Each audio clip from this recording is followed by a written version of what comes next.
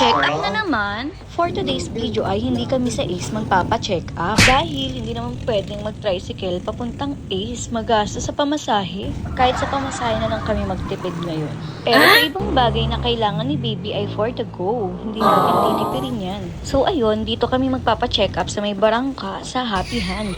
Nagpa-schedule lang pala ako dito through online. So ayan, dahil first check up ni baby, kailangan natin mag-fill up ng mga information niya. Habang ako nag-fill up ng information ni baby, tignan mo naman yung tatay, nabigatan na sa anak niya. Kaya ayun, pinahiga niya sa timbangan ng baby. Tinimbang lang si baby, hindi niya na tinanggal. Grabe, nangangalay na daw kasi siya. Grabe katako kasi ang baby na yan. From 3.2 kilogram, ngayon 23 days na siya.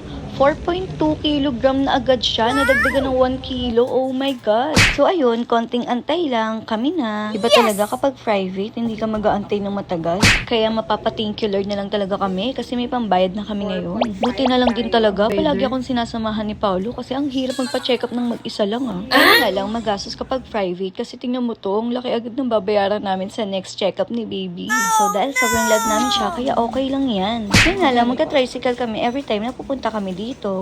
Malapit lang naman to sa amin, kaya carry lang yan. So that's all for today. Bye! Thank you for watching. Bye-bye!